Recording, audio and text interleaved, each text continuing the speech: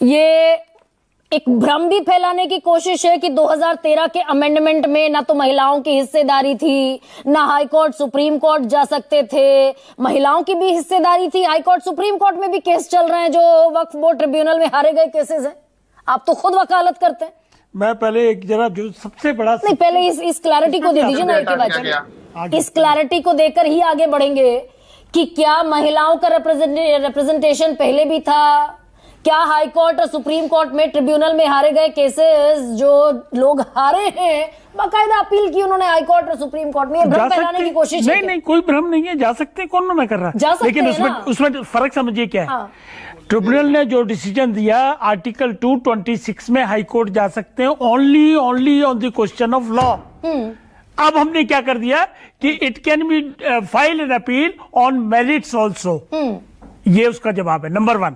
अब नंबर 2 जो substantial part है इस चीज में, जो जहां से झगड़ा शुरू होता है और जहां से ये जरूरत महसूस हुई कि वक्त में अमेंडमेंट क्यों होना चाहिए। अमेंडमेंट तो पहले भी हुए और 2013 में जब कांग्रेस थी 56 अमेंडमेंट किए थे इन्होंने उस एक्ट में। अब ये जरा मैं सेक्शन 40 तो आप भी कर रहे हैं। एक सेकंड में 40 पढ़ देता हूँ। सेक्शन 40 प्रॉपर्टी बनती कैसे है, झगड़ा वहां पड़ रहा है।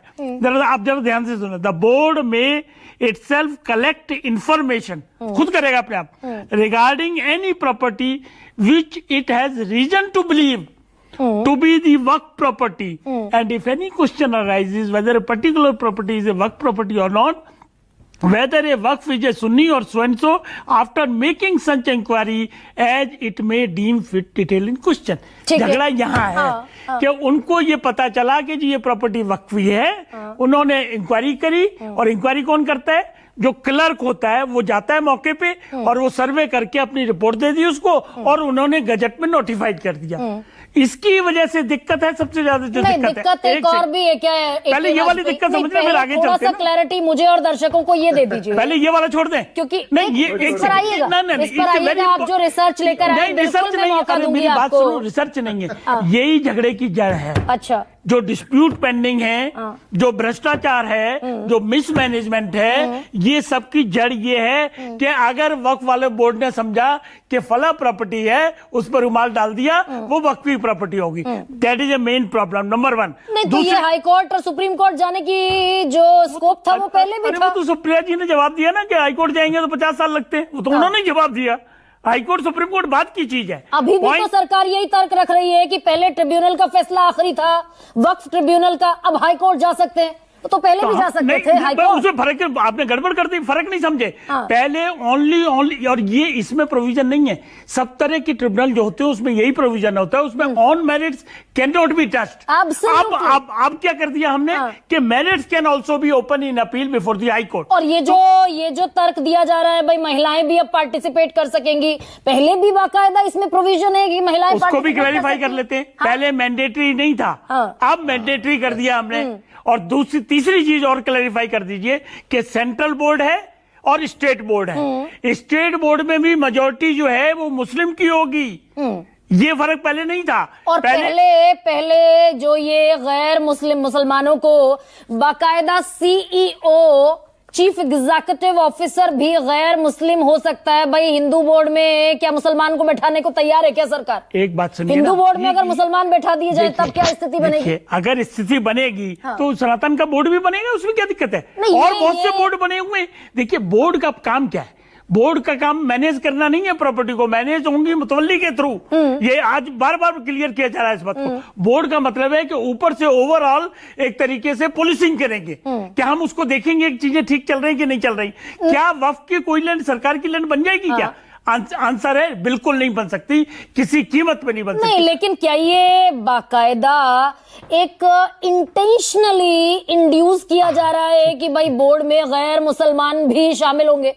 देखिए सीईओ भी हो सकता है। मैं 5 और क्या ये वैसा वर्षा अप्लाई होगा हिंदू बोर्ड में भी? 6-7 घंटे से लोकसभा में बहस चल रही है। सब पार्टी के लोग बोल रहे हैं। ये मैं आपसे क्या कहूं, किसी ने गिनाए कि ये खराबियां 1 2 3 4 5 खराबियां गिनाई किसी ने?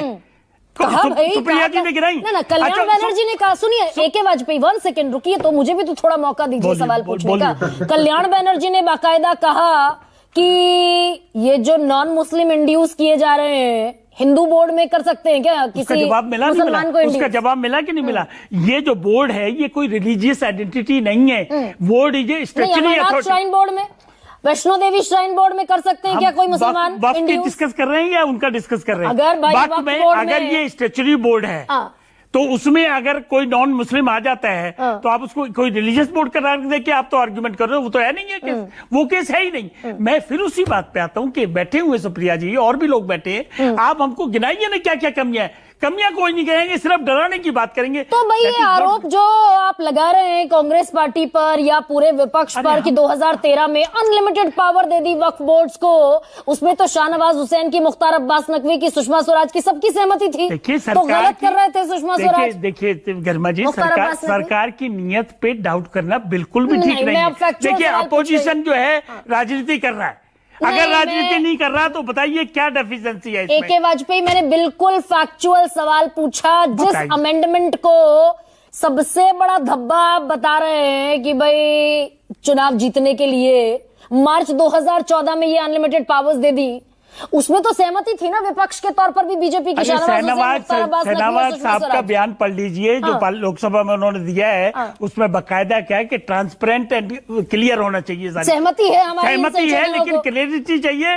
ट्रांसपेरेंसी चाहिए। और संशोधनों को सहमति दी, यानी कि अगर गलत किया कांग्रेस ने तो ये तीनों सांसद उस गलती में शरीक थे क्या? गरिमा जी सब्जेक्टेड टू करके दी ना हमने कि अगर इसमें ट्रांसपेरेंसी आ जाए और ठीक हो जाए भाई तो वॉकआउट हमें कर कोई जाते ऐतराज संसद नहीं है। से। अरे भैया हमने तो वॉकआउट कर जाते कंडीशनल संसद दिए, से। कंडीशनल दिए, नॉन कंडीशनल नहीं दिए, ब्लैंकेट। नहीं, अगर हमने इतना बिल्कुल बड़ा नहीं दिए। अन्याय था ये तो वॉकआउट कर जाते संसद से। देखिए एके 13 का तो हम अभी भी कर रहे हैं कि डेफिशिएंसी 13 और आज क्या 25 आ गई है। हाँ। 12 साल बाद हम इस नतीजे पे पहुंचे कि इसमें बदलाव चाहिए और ये सरकार का अधिकार है। अमेंडमेंट करना सरकार पहली बार नहीं कर रही है। तो फराज कई